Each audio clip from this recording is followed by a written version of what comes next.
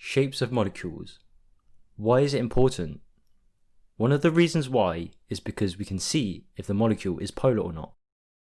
To find out the shape of the molecule, we need to look at how many groups of electrons there are around the central atom. These groups of electrons want to repel as far apart from each other as possible.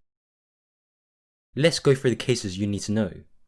If we have two groups of electrons around the central atom, for example carbon dioxide, the molecule is linear with a 180-degree bond angle.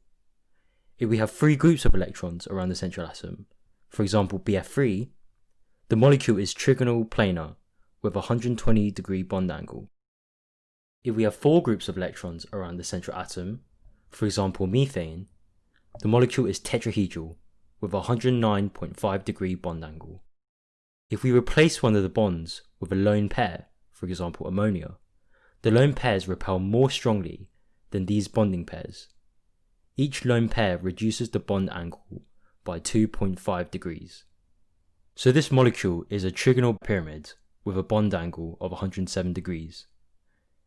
If we replace another bonding pair with a lone pair, for example water, the molecule is bent with bond angle 104.5 degrees.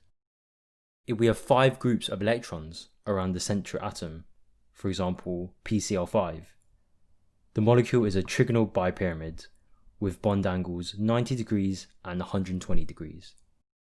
If we have six groups of electrons around the central atom, for example SF6, the molecule is octahedral with bond angle 90 degrees.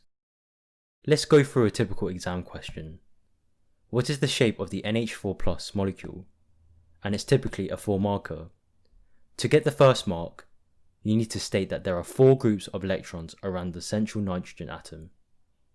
To get the second mark, you need to state that the groups of electrons want to repel as far apart from each other as possible.